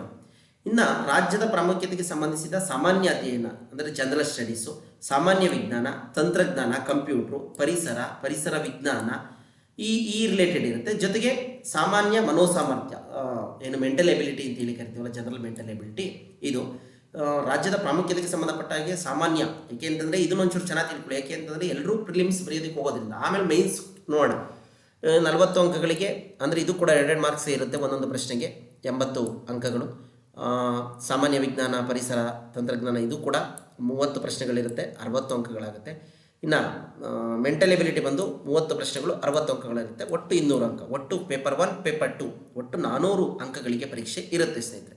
ಓಕೆನಾ, ಪ್ರಶ್ನೆ ಪತ್ರಿಕೆ ಕನ್ನಡ ಮತ್ತು ಆಂಗ್ಲ ಮಾಧ್ಯಮ 2 ಭಾಷೆಗಳಲ್ಲಿರುತ್ತೆ, ಓದ್ಕೊಳ್ಳಿ. ಇನ್ನು ಬೌದ್ಧಿಕ ಸಾಮರ್ಥ್ಯ ಏನಿರುತ್ತೆ, ಈ ಮೆಂಟಲ್ ಎಬಿಲಿಟಿ ಅಂತ ಏನು ಕರಿತೀವಿ, ಅದು SSLC ಮಟ್ಟಕ್ಕೆ ಇರುತ್ತೆ ಅಂತ ಹೇಳಿದ್ದಾರೆ. ಇನ್ನು ಉಳಿದ ಪತ್ರಿಕೆಗಳೆಲ್ಲ ಡಿಗ್ರಿ ಲೆವೆಲ್ಗೆ ಇರುತ್ತೆ ಅಂತ ಹೇಳಿದ್ದಾರೆ. ಮೆಂಟಲ್ ಎಬಿಲಿಟಿ ಮಾತ್ರ ಏನು ಮಾಡಿದ್ದಾರೆ, SSLC ಲೆವೆಲ್ ಅಂತ ಹೇಳಿದ್ದಾರೆ. ಬಟ್ ಮೇಲ್ಮಟ್ಟಕ್ಕೂ ಬರ್ಬೋದು, ಬರದಲ್ಲೇನೋ ಇರ್ಬೋದು, ಬಟ್ ರೆಡಿ ಆಗಿರಬೇಕಷ್ಟೆ. ಇನ್ನು ಅನುಗುಣವಾಗಿ ಏನಾದರೂ ಪ್ರಿಲಿಮ್ಸಲ್ಲಿ ಏನಾದರೂ ನಾವು ಪಾಸ್ ಆದರೆ 1:15 ರೇಷಿಯೋ ಅನುಪಾತದಲ್ಲಿ ಜಾರಿಯಲ್ಲಿರುವ ಮೀಸಲಾತಿಯಂತೆ ಏನು ಮಾಡ್ತಾರೆ, ಪರಿಶಿಷ್ಟ ಜಾತಿ, ಪಂಗಡ, ಹಿಂದುಳಿದವರಿಗೆ ಎಲ್ಲರನ್ನೂ ಕೂಡ ಏನು ಮಾಡ್ತಾರೆ, ಪೂರ್ವಭಾವಿ ಪರೀಕ್ಷೆಯಲ್ಲಿ ಅವರು ಗಳಿಸಿದ ಒಟ್ಟು ಅಂಕಗಳ ಆಧಾರದ ಮೇಲೆ ಮುಖ್ಯ ಪರೀಕ್ಷೆಗೆ ಪ್ರವೇಶವನ್ನು ನೀಡ್ತಾರೆ. 1:15 ಆಧಾರದ ಮೇಲೆ ಏನು ಮಾಡ್ತಾರೆ, ಮೇನ್ಸ್ಗೆ ಎಂಟ್ರೆನ್ಸ್ಗೆ ಅವಕಾಶವನ್ನು ಕೊಡ್ತಾರೆ. ಓಕೆನಾ. ಋಣಾತ್ಮಕ ಅಂಕಗಳು ನಿಮಗೆಲ್ಲ ಗೊತ್ತೇ ಇದೆ. ಋಣಾತ್ಮಕ ಅಂಕಗಳನ್ನ ಏನು ಮಾಡ್ತಾರೆ, ಕಳೀತಾ ಇರ್ತಾರೆ. 4 ಪ್ರಶ್ನೆಗಳೇನಾದ್ರು ತಪ್ಪು ಉತ್ತರವನ್ನು ಹಾಕಿದ್ರೆ ನೀವೇನು ಮಾಡಬೇಕಾಗತ್ತೆ, 1 ಮಾರ್ಕ್ಸು 0.25 ಅಂದರೆ ಪ್ರತಿ ತಪ್ಪುಗೆ 1/4 ಮಾರ್ಕ್ಸು. 4 ಉತ್ತರಗಳಿಗೆ ಏನಾದ್ರು ತಪ್ಪು ಉತ್ತರವನ್ನು ಮೆನ್ಷನ್ ಮಾಡಿದ್ರೆ ನೀವೇನಾಗುತ್ತೆ, 1 ಅಂಕವನ್ನು ಕಳ್ಕೊಳ್ತೀರಿ. 1/4 ಮಾರ್ಕ್ಸನ್ನು ಕಳ್ಕೊಳ್ತೀರಿ ಒಂದು ಪ್ರಶ್ನೆಗೆ. ಇದೆಲ್ಲ ವಿಚಾರ ನಿಮಗೆ ಗೊತ್ತಿದೆ. ಇಲ್ಲಿ ಇನ್ನೊಂದು ಪಾಯಿಂಟು, ಋಣಾತ್ಮಕ ಅಂಕಗಳು, ಈ ಪಾಯಿಂಟನ್ನು ಓದ್ಕೊಳ್ಳಿ. ಬೇರೆ ಬೇರೆ ಅಂಕಗಳನ್ನು ನೀಡಲಾಗುವ ಪ್ರಶ್ನೆಗಳನ್ನು ಹೊರತುಪಡಿಸಿ ಎಲ್ಲ ತಪ್ಪು ಉತ್ತರಗಳಿಗೆ ಋಣಾತ್ಮಕ ಮೌಲ್ಯಮಾಪನ ಇರುತ್ತದೆ. ಅಭ್ಯರ್ಥಿಯು ಒಂದು ಪ್ರಶ್ನೆಗೆ ಒಂದಕ್ಕಿಂತ ಹೆಚ್ಚಿನ ಉತ್ತರಗಳನ್ನು ನಮೂದಿಸಿದ್ದು ಹಾಗೂ ಅದರಲ್ಲಿ ನಮೂದಿರುವ ಒಂದು ಉತ್ತರವು ಸರಿಯಾಗಿದ್ದರೂ ಸಹ ಅದನ್ನು ತಪ್ಪು ಉತ್ತರವೆಂದು, ಅಂದರೆ ಡಬಲ್ ಶೇಡನ್ನು ಮಾಡೋಗಿಲ್ಲ. ಶೇಡ್ ಮಾಡ್ತೀವಲ್ಲ, ಅದನ್ನು ಡಬಲ್ ಶೇಡ್ ಮಾಡಬೇಡಿ ಅಂತ ಹೇಳಿದ್ದಾರೆ. ಅಭ್ಯರ್ಥಿ ಯಾವುದೇ ಪ್ರಶ್ನೆಯನ್ನು ಖಾಲಿ ಬಿಟ್ಟಿದ್ದಲ್ಲಿ, ಅಂದರೆ ಯಾವುದೇ ಉತ್ತರ ನೀಡದಿದ್ದಲ್ಲಿ ಅಂತಹ ಪ್ರಶ್ನೆಗೆ ಋಣಾತ್ಮಕ ಅಂಕಗಳನ್ನು ಕಳೆಯಲಾಗುವುದಿಲ್ಲ. ನೋಡಿ, ಬೇರೆ ವಿಲೇಜ್ ಅಕೌಂಟೆಂಟು, GPSTR ಇಲ್ಲೆಲ್ಲ 5ನೇ ಆಪ್ಷನನ್ನು ಫಿಲ್ ಮಾಡಬೇಕಂತ ಹೇಳಿದ್ದಾರೆ. ಬಟ್ ಇಲ್ಲಿ 5ನೇ ಆಪ್ಷನ್ ಬಗ್ಗೆ ಹೇಳಿಲ್ಲ. ಉತ್ತರಗಳಿಗೆ 4 ಆಪ್ಷನ್ ಕೊಟ್ಟಿರ್ತಾರೆ, 4ರಲ್ಲಿ ಒಂದು ಟಿಕ್ ಹಾಕಬೇಕು. ಉತ್ತರ ಗೊತ್ತಿಲ್ಲ ಅಂದರೆ ಗೊತ್ತಿಲ್ಲ ಅಂತೇಳಿ ಟಿಕ್ ಹಾಕಬೇಕು ಅಂತ ಹೇಳಿದರು. ಆದರೆ ಇಲ್ಲೇನು ಮಾಡಿಲ್ಲ, ಅಂತ ಖಾಲಿ ಬಿಡ್ಬೋದು ಅಂತ ಹೇಳಿದ್ದಾರೆ. ಅದಕ್ಕೆ ಯಾವುದೇ ಋಣಾತ್ಮಕ ಅಂಕವನ್ನು ಕಳೆಯಲಾಗುವುದಿಲ್ಲ ಅಂತ ಹೇಳಿದ್ದಾರೆ. ಓಕೆ, ನೆಕ್ಸ್ಟು ಪರೀಕ್ಷೆಯ ಪಠ್ಯಕ್ರಮ ಪೂರ್ವಭಾವಿ ಪರೀಕ್ಷೆ ವಸ್ತುನಿಷ್ಠ ಮಾದರಿಯಾಗಿರುತ್ತೆ. ಪೇಪರ್ 1 ಸಿಲೆಬಸ್ಗೆ ನೋಡೋದಾದರೆ ಏನೇನು ಸಿಲೆಬಸ್ ಇರುತ್ತೆ ಅಂತೇಳಿ, ರಾಷ್ಟ್ರೀಯ ಮತ್ತು ಅಂತಾರಾಷ್ಟ್ರೀಯ ಮಹತ್ವ, ಪ್ರಚಲಿತ ವಿದ್ಯಮಾನಗಳು, ಇದು ಸಂಬಂಧಪಟ್ಟ ಹಾಗೆ. ನೆಕ್ಸ್ಟು ಮಾನವಿಕ ಶಾಸ್ತ್ರ, ಇದರಲ್ಲಿ ಭಾರತೀಯ ಇತಿಹಾಸ, ಕರ್ನಾಟಕದ ಪ್ರಾಮುಖ್ಯತೆ, ರಾಷ್ಟ್ರೀಯ ಚಳುವಳಿಗಳಿಗೆ, ಸ್ವತಂತ್ರ ಹಿಸ್ಟ್ರಿ, ಇತಿಹಾಸಕ್ಕೆ ಸಂಬಂಧಪಟ್ಟಿದ್ದು. ಕರ್ನಾಟಕದ ಬಗ್ಗೆ ಭೂಗೋಳ, ಕರ್ನಾಟಕದ ಭೂಗೋಳ, ರಾಜಕೀಯ ವ್ಯವಸ್ಥೆ, ಗ್ರಾಮೀಣಾಭಿವೃದ್ಧಿ, ಎಲ್ಲವೂ ಕೂಡ ಸೇಮ್ ಸಿಲೆಬಸ್ ಮಾತ್ರ ಸೇಮ್ ಇರುತ್ತೆ, ಪ್ರಶ್ನೆಗಳು ಮಾತ್ರ ಭಿನ್ನವಾಗಿರ್ತವೆ ಸ್ನೇಹಿತರೆ, ಅಷ್ಟೇ.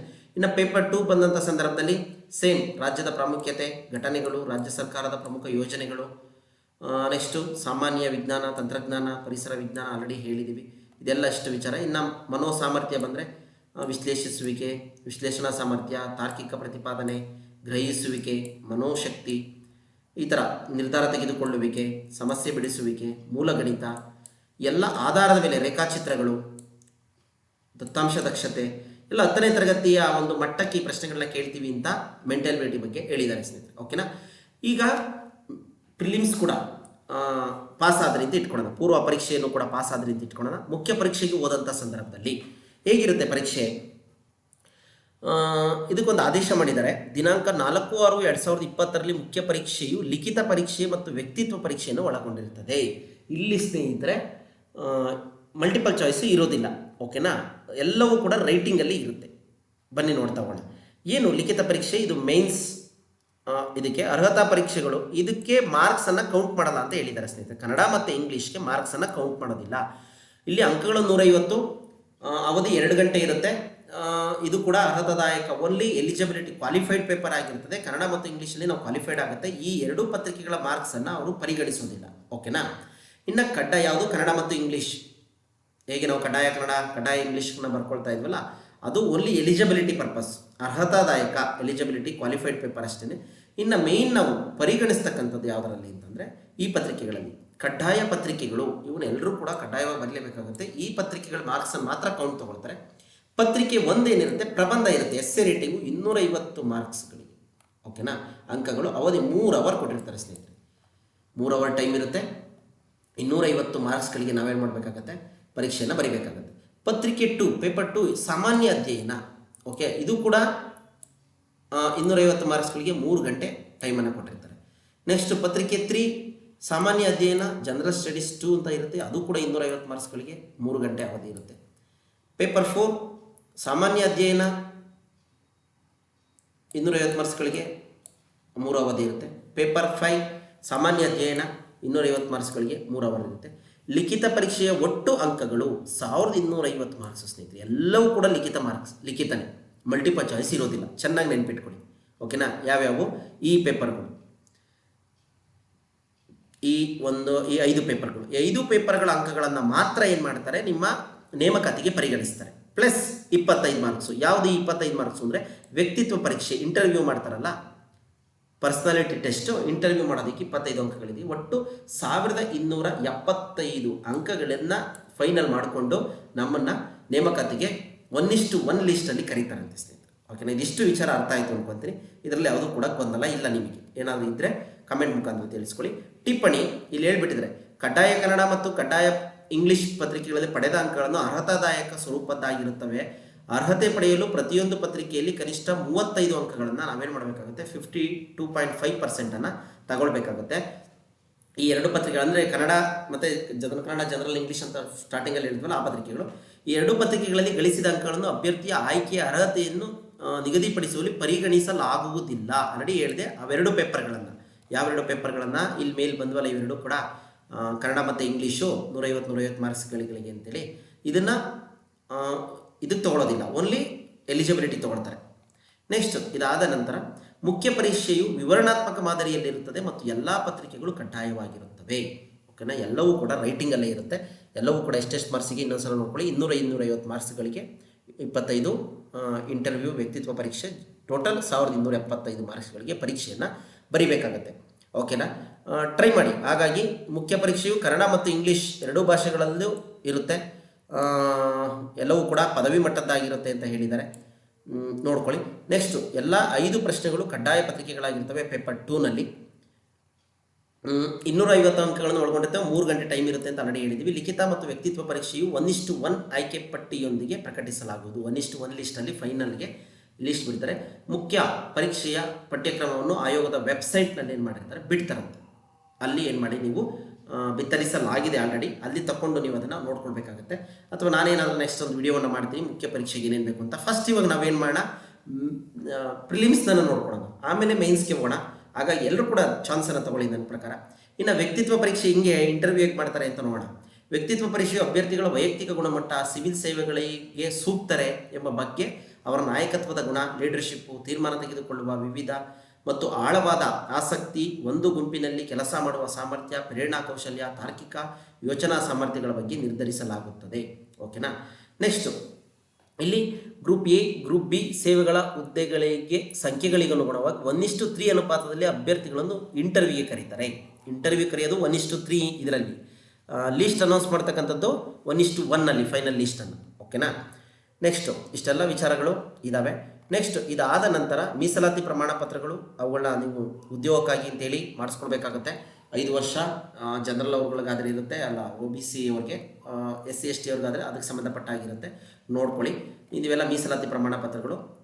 ಬೇಕಂದರೆ ನಾವು ವಾಟ್ಸಪ್ ಮತ್ತು ಟೆಲಿಗ್ರಾಮ್ ಗ್ರೂಪಲ್ಲಿ ಹಾಕಿರ್ತೀನಿ, ನೋಡ್ಕೊಳ್ಳಿ. ನೆಕ್ಸ್ಟ್ ಇದಾದ ನಂತರ ರೋಸ್ಟರಿಗೆ ಬರೋಣ. ಏನು ಹೇಳುತ್ತೆ ರೋಸ್ಟರು, ಯಾವ್ಯಾವ ಹುದ್ದೆಗಳು ಎಷ್ಟೆಷ್ಟಿದ್ದಾವೆ, ಹಾಗಾದರೆ ನಮ್ಮ ಕ್ಯಾಸ್ಟಿಗೆ ಎಷ್ಟು ಹುದ್ದೆಗಳು ಸಿಗುತ್ತೆ ಅಂತಕ್ಕಂಥದ್ದನ್ನು ನೋಡ್ತಾ ಹೋಗ್ಬೋದು. ಸಹಾಯಕ ಆಯುಕ್ತರು, ಕಿರಿಯ ಶ್ರೇಣಿ ಸಿಬ್ಬಂದಿ ಆಡಳಿತ ಸುಧಾರಣೆ ಇಲಾಖೆ ಗ್ರೂಪ್ ಎ ಹುದ್ದೆಗಳಿವೆಲ್ಲ. ಈ ಹುದ್ದೆಗಳಿಗೆ ಬಂದಂಥ ಸಂದರ್ಭದಲ್ಲಿ ಓಕೆನಾ ನೋಡ್ಕೊಳ್ಳಿ. ಈ ಹುದ್ದೆಗಳಿಗೆ ಸಂಬಂಧಪಟ್ಟಾಗಿ ಸಾಮಾನ್ಯ ವರ್ಗ ಜನರಲ್ ಅಂತ ಏನು ಹೇಳ್ತೀವಿ ಅವ್ರಿಗೆ ಇತರೆ ಅಂದರೆ ಯಾವುದು ರಿಸರ್ವೇಷನ್, ಮಹಿಳೆ, ಗ್ರಾಮೀಣ ಅಂತ ಏನಿರೋದಿಲ್ಲ, ಟಾಪಲ್ಲಿ ಯಾರಿಗೆ ಬರ್ತಾರೋ ಅವ್ರಿಗೆ ಕೊಡ್ತಾರೆ ಈ ಹುದ್ದೆಗಳನ್ನ. ಮಹಿಳೆಯರಿಗೆ 5 ಹುದ್ದೆಗಳಿದ್ದಾವೆ, ಗ್ರಾಮೀಣ 2 ಹುದ್ದೆಗಳು, ಮಾಜಿ ಸೈನಿಕ 1 ಹುದ್ದೆ, ಕನ್ನಡ ಮಾಧ್ಯಮ 1 ಹುದ್ದೆ, ಲೋಕೋಮೋಟರ್ ಅಂಗವಿಕಲ ಸಂಬಂಧಪಟ್ಟಾಗೆ ಆ ಹುದ್ದೆಗಳು ಅವ್ರಿಗಿರುತ್ತೆ. ತೃತೀಯ ಲಿಂಗಿಗಳಿಗೆ 1 ಹುದ್ದೆ ಇರುತ್ತೆ. ನೋಡಿ, ಯಾರಾದರೂ ತೃತೀಯ ಲಿಂಗಿಗಳಿದ್ದರೆ ಅವ್ರಿಗೂ ಕೂಡ ತುಂಬ ಅವಕಾಶಗಳಿದ್ದಾವೆ, ಹಾಗಾಗಿ ಬಳಸ್ಕೊಳ್ಳಿ. ಇನ್ನು ಪರಿಶಿಷ್ಟ ಜಾತಿಗೆ ಸಂಬಂಧಪಟ್ಟ ಹಾಗೆ 3 ಪಂಗಡಗಳನ್ನ ವಿಂಗಡಣೆ ಮಾಡಿದ್ದಾರೆ. ಒಳ ಮೀಸಲಾತಿ ಮಾಡಿ ಸ್ನೇಹಿತರೆ. ಪ್ರವರ್ಗ ಎ, ಪ್ರವರ್ಗ ಬಿ ಮತ್ತು ಪ್ರವರ್ಗ ಸಿ ಅಂತೇಳಿ. ಏನು ಪ್ರವರ್ಗ ಎ, ಪ್ರವರ್ಗ ಬಿ, ಪ್ರವರ್ಗ ಸಿ ಅಂತೇಳಿ ಆಲ್ರೆಡಿ ನಾನು ನಮ್ಮ GPSTR ಪತ್ರಿಕೆಗಳಲ್ಲಿ ಮತ್ತು ವಿಲೇಜ್ ಅಕೌಂಟ್ ಪೇಪರ್ಗಳಲ್ಲಿ ವಿವರಣೆ ಕೊಟ್ಟಿದ್ದೀನಿ. ಮತ್ತು ಲಾಸ್ಟಲ್ಲಿ ಇದ್ರ ಬಗ್ಗೆ ವಿವರಣೆ ಕೊಡ್ತೀನಿ, ನೋಡ್ಕೊಂಡಿರಿ. ಇದ್ರ ಬಗ್ಗೆ ಈ ಒಳ ಮೀಸಲಾತಿ ಬಗ್ಗೆ ನಾನು ಇಲ್ಲಿ ಆಲ್ರೆಡಿ ರೆಡಿ ಮಾಡಿ ಇಟ್ಕೊಂಡಿದ್ದೀನಿ, ಅದ್ರ ಬಗ್ಗೆ ಸ್ವಲ್ಪ ಮಾಹಿತಿ ಕೊಡ್ತೀನಿ. ಸದ್ಯಕ್ಕೆ ಈ ಹುದ್ದೆಗಳ ಬಗ್ಗೆ ತಿಳ್ಕೊಳ್ತಾ ಹೋಗಿ, ಅಥವಾ ಹೇಳಿ ಅಂತಂದರೆ ಹೇಳೇ ಬಿಡ್ತೀನಿ, ಹೇಳೇ ಬೇಡ ಇಲ್ಲಿ. ಫಸ್ಟ್ ಅವ್ರಿಗೆ ಗೊಂದಲ ಆಗೋದು ಬೇಡ, ಏನಿಲ್ಲ, 2 ಮಾತಲ್ಲಿ ಮುಗಿಸ್ತೀನಿ. ಏನು ಮಾಡಿದೆ ಸರ್ಕಾರ, ಪರಿಶಿಷ್ಟ ಜಾತಿಗೆ ನಿಗದಿಪಡಿಸಿದ 15% ಮೀಸಲಾತಿಯಲ್ಲಿ ಪ್ರವರ್ಗ ಎ, ಪ್ರವರ್ಗ ಬಿ, ಪ್ರವರ್ಗ ಸಿ ಅಂದರೆ ಪರಿಶಿಷ್ಟ ಜಾತಿಗೆ 15% ಹುದ್ದೆಗಳು ಮೀಸಲಾತಿ ಇದ್ದಾವೆ. ಅದರಲ್ಲಿ 3 ಪಂಗಡವನ್ನು ಒಳ ಮೀಸಲಾತಿಯನ್ನು ಮಾಡಿದೆ, ಇತ್ತೀಚೆಗೆ ನಿಮಗೆ ಗೊತ್ತಿದೆ. ಆ ಕ್ರಮವಾಗಿ 5.25, 5.25 ಮತ್ತು 4.5 ಅಂತೇಳಿ ವಿಂಗಡಿಸಿದೆ. ಪ್ರವರ್ಗ ಎಗೆ 5.25, ಪ್ರವರ್ಗ ಬಿಗೆ 5.25, ಪ್ರವರ್ಗ ಸಿಗೆ 4.5 ಪ್ರಮಾಣದಲ್ಲಿ ಮೀಸಲಾತಿಯನ್ನು ಕೊಟ್ಟಿದೆ. ಓಕೆನಾ. ಇದರಲ್ಲಿ ಅವರು ಪ್ರವೇಶಾತಿ ಇರ್ಬೋದು, ಎಲ್ಲ ನೇಮಕಾತಿ ಇರ್ಬೋದು. ನೆಕ್ಸ್ಟ್ ಪ್ರವರ್ಗ ಸಿಗೆ ಬಂದಂಥ ಸಂದರ್ಭದಲ್ಲಿ ಓಕೆನಾ ನೋಡಿ, ಪ್ರವರ್ಗ ಸಿಗೆ ಬಂದಂಥ ಸಂದರ್ಭದಲ್ಲಿ ಲಭ್ಯವಾಗುವ ಹುದ್ದೆಗಳನ್ನು 20% ಹುದ್ದೆಗಳನ್ನು ಪರಿಶಿಷ್ಟ ಜಾತಿಯಲ್ಲಿನ ಅತ್ಯಂತ ಹಿಂದುಳಿದ 59 ಹಿಂದುಳಿದ ಜಾತಿಗಳಿಗೆ ಮೀಸಲಿರಿಸುವುದು. ಒಂದು ವೇಳೆ ಈ 59 ಅತ್ಯಂತ ಹಿಂದುಳಿದ ಜಾತಿಗೆ ಸೇರಿದವರು ಲಭ್ಯವಾಗದಿದ್ದಲ್ಲಿ ಆ ಹುದ್ದೆಯನ್ನು ಪ್ರವೇಶಾತಿ ಸೀಟುಗಳನ್ನು, ಹುದ್ದೆ ಅಥವಾ ಸೀಟ್ಗಳನ್ನು ಕಾಲೇಜ್ ಮಾಡಿ ಇದಕ್ಕೆಲ್ಲ ಅಡ್ಮಿಷನ್ಗೆ ಪ್ರವರ್ಗ ಸಿಯ ಇತರೆ ಜಾತಿಗಳಿಗೆ ನೀಡ್ತಕ್ಕಂಥದ್ದು ಅಂತೇಳಿ. ಅಂದರೆ ಪ್ರವರ್ಗ ಎಗೆ 5.2% ಅವ್ರ ಹುದ್ದೆಗಳಿಗೆ ಅವ್ರು ಮೀಸಲಿರುತ್ತೆ. ಪ್ರವರ್ಗ ಬಿಗಿನಲ್ಲಿ 5.25 ಹುದ್ದೆ ಇರುತ್ತೆ. ಇನ್ನು ಪ್ರವರ್ಗ ಸಿನಲ್ಲಿ ಏನು ಮಾಡಿದರೆ 4.5 ಹುದ್ದೆ ಗುರುತಿಸಿದ್ದಾರೆ, ಪರ್ಸೆಂಟೇಜನ್ನು ಗುರುತಿಸಿದ್ದಾರೆ. ಅದರಲ್ಲಿ 59 ಅತ್ಯಂತ ಹಿಂದುಳಿದ ಜಾತಿಗಳನ್ನ ಗುರುತಿಸಿದ್ದಾರೆ. ಒಟ್ಟು ಒಳ ಮೀಸಲಾತಿ ಬಂದು 101 ಜಾತಿಗಳಿಗೆ ನಡೆಯುತ್ತೆ ಸ್ನೇಹಿತರೆ. ಆ ಜಾತಿಗಳಲ್ಲಿ ಎಲ್ಲರಿಗೂ ಹಂಚಿ ಕೊನೆಯದಾಗಿ ಪ್ರವರ್ಗ ಸಿನಲ್ಲಿ ಏನು ಮಾಡಿದ್ದಾರೆ, 59 ಅತ್ಯಂತ ಹಿಂದುಳಿದ ಜಾತಿಗಳನ್ನ ಗುರುತಿಸಿ ಫಸ್ಟ್ ಅವಕಾಶ 20% ಹುದ್ದೆಗಳನ್ನ ಅವ್ರಿಗೆ ಕೊಡಿ ಅಂದಿದ್ದಾರೆ. ಅವ್ರು ಏನಾದರೂ ಸಿಗಲಿಲ್ಲ ಅಂತಂದರೆ ಆ ಪ್ರವರ್ಗ ಸಿನಲ್ಲೇ ಬೇರೆ ಯಾರಿರ್ತಾರೋ ಅವ್ರಿಗೆ ಕೊಡಿ ಅಂತ ಒಂದಷ್ಟು ಮಾಹಿತಿ ಇದೆ ಸ್ನೇಹಿತರೆ. ಅಷ್ಟೇ, ನಾನು ಬಿಟ್ಟರೆ ಇನ್ನೇನಿಲ್ಲ.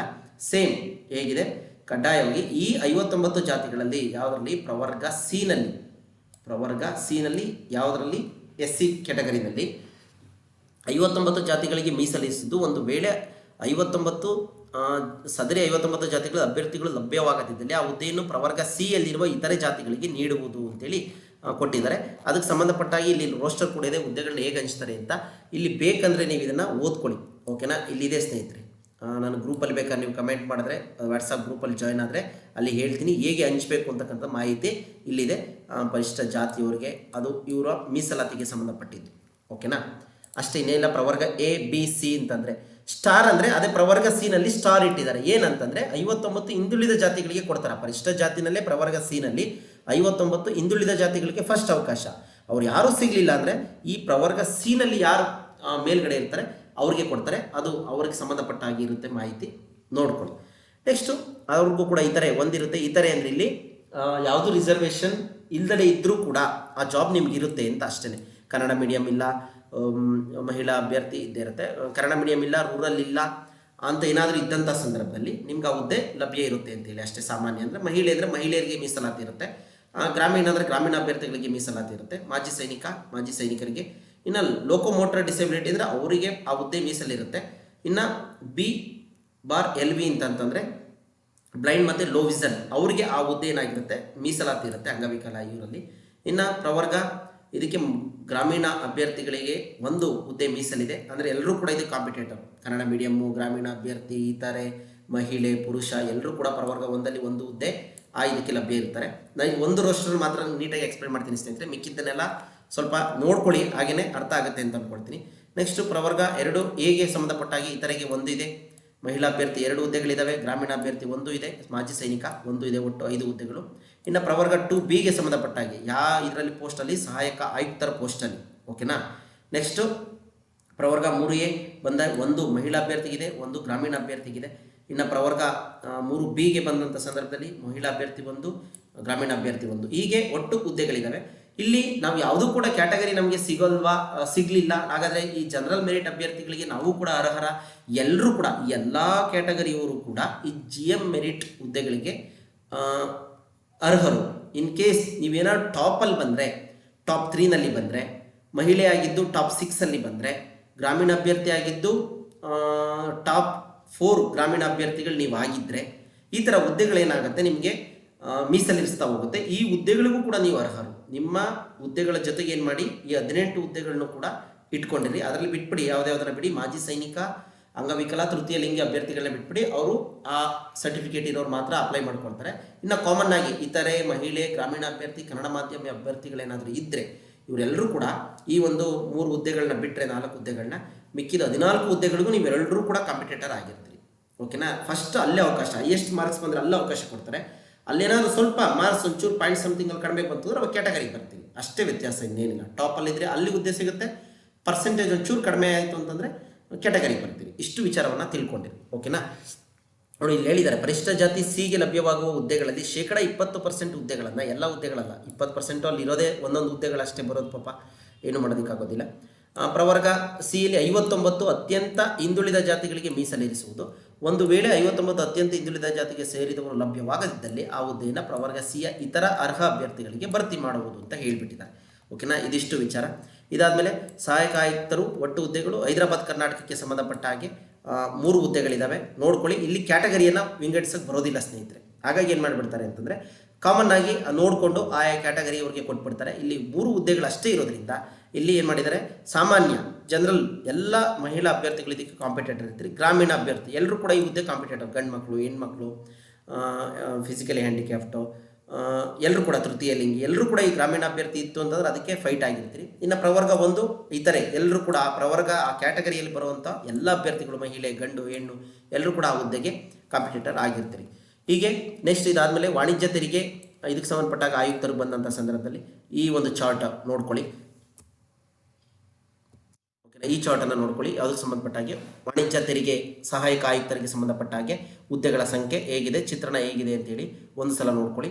ಎಕ್ಸ್ಪ್ಲೈನ್ ಮಾಡಿದ್ದೀನಿ, ನೋಡ್ಕೊಳ್ಳಿ ಅಷ್ಟೇ. ನೆಕ್ಸ್ಟ್ ಇದಾದ ನಂತರ ಹೈದರಾಬಾದ್ ಕರ್ನಾಟಕಕ್ಕೆ ಸಂಬಂಧಪಟ್ಟ ಹಾಗೆ ಹುದ್ದೆಗಳು ಕಡಿಮೆ ಇರೋದ್ರಿಂದ ಸಾಮಾನ್ಯ ವರ್ಗಕ್ಕೆ 1 ಕೊಟ್ಬಿಟ್ಟಿದ್ದಾರೆ, ಪರಿಶಿಷ್ಟ ಪಂಗಡಕ್ಕೆ 1 ಹುದ್ದೆಯನ್ನು ಕೊಟ್ಟಿದ್ದಾರೆ. ನೆಕ್ಸ್ಟ್ ಇದಾದ ನಂತರ ಕಾರ್ಯನಿರ್ವಾಹಕ ಅಧಿಕಾರಿ ಸಹಾಯಕ ಗ್ರಾಮೀಣಾಭಿವೃದ್ಧಿ ಮತ್ತು ಪಂಚಾಯತ್ ರಾಜ್ ಇಲಾಖೆ ಇದಕ್ಕೆ ಸಂಬಂಧಪಟ್ಟ ಹಾಗೆ ಇಷ್ಟು ಹುದ್ದೆಗಳನ್ನು ಹೀಗೆ ಹಂಚಿಕೆ ಮಾಡಿದ್ದಾರೆ, ನೋಡ್ಕೊಳ್ಳಿ. ನೆಕ್ಸ್ಟ್ ಇದಾದ ನಂತರ ಸೇಮ್ ಹೈದರಾಬಾದ್ ಕರ್ನಾಟಕಕ್ಕೆ ಸಂಬಂಧಪಟ್ಟ ಹಾಗೆ ಅಲ್ಲಿ ಹುದ್ದೆಗಳಿದ್ದಾವೆ. ನೆಕ್ಸ್ಟ್ ಇದಾದ ನಂತರ ಸಹಾಯಕ ನಿರ್ದೇಶಕರು ಸಮಾಜ ಕಲ್ಯಾಣ ಇಲಾಖೆ ಗ್ರೂಪ್ ಎ ಇದಕ್ಕೆ ಸಂಬಂಧಪಟ್ಟ ಹಾಗೆ ಹುದ್ದೆಗಳ ವರ್ಗೀಕರಣ ಕೋಷ್ಟಕ ಇದಾಗಿರುತ್ತೆ. ನೆಕ್ಸ್ಟ್ ಇದಾದ ನಂತರ ಕಂದಾಯ ಇಲಾಖೆ ತಹಶೀಲ್ದಾರ್ ಹುದ್ದೆಗಳಿಗೆ ಸಂಬಂಧಪಟ್ಟ ಹಾಗೆ ಎಲ್ಲರೂ ಜಾಸ್ತಿ ಕಾನ್ಸಂಟ್ರೇಷನ್ ಈ ಹುದ್ದೆಗಳ ಮೇಲೆ ಮಾಡಿರ್ತೀನಿ, ನೋಡ್ಕೊಳ್ಳಿ ಯಾವ್ಯಾವ ಕ್ಯಾಟಗರಿಗೆ ಎಷ್ಟೆಷ್ಟು ಪೋಸ್ಟ್ಗಳಿದ್ದಾವೆ ಅಂತೇಳಿ. ಒಟ್ಟು 18 ಪೋಸ್ಟ್ಗಳಿದ್ದಾವೆ. ಅದರಲ್ಲಿ ನಿಮ್ಮ ಕ್ಯಾಟಗರಿಗೆ ಎಷ್ಟು ಬರುತ್ತೆ, ಸಾಮಾನ್ಯ ವರ್ಗಕ್ಕೆ ಎಷ್ಟು ಬರುತ್ತೆ, ಅದರೊಳಗೆ ಸಾಮಾನ್ಯದೊಳಗಡೆ ನೀವು ಎಲ್ಲಿದ್ದೀರಿ ಅಂತ ನೋಡ್ಕೊಳ್ಳಿ ಅಷ್ಟೇ. ಓಕೆನಾ? ಸಾಮಾನ್ಯ ಅಂದರೆ ಇವರೆಲ್ಲರೂ ಕೂಡ ಸಾಮಾನ್ಯನೇ, ಅದಕ್ಕೆ ಮಾರ್ಕ್ಸನ್ನು ಜಾಸ್ತಿ ತೊಗೊಂಡ್ರೆ ಅಲ್ಲಿ ಬರ್ತೀರಿ ಅಂತ ಅಷ್ಟೇ, ಇನ್ನೇನಿಲ್ಲ. ತಹಶೀಲ್ದಾರ್ ಗ್ರೇಡ್ 2 ಕಂದಾಯ ಇಲಾಖೆ ಇದಕ್ಕೆ ಸಂಬಂಧಪಟ್ಟಾಗ ಬಂದಂಥ ಸಂದರ್ಭದಲ್ಲಿ ಹೈದರಾಬಾದ್ ಕರ್ನಾಟಕ 7 ಹುದ್ದೆಗಳಿದ್ದಾವೆ. ಸಾಮಾನ್ಯ ಹುದ್ದೆಗಳನ್ನ ನೋಡ್ಕೊಳ್ಳಿ, ಜೊತೆಗೆ ನಿಮ್ಮ ಕ್ಯಾಟಗರಿ ಹುದ್ದೆಗಳನ್ನ ಕೂಡ ನೋಡ್ಕೊಳ್ಳಿ. ಇದಾದಮೇಲೆ ವಾಣಿಜ್ಯ ತೆರಿಗೆ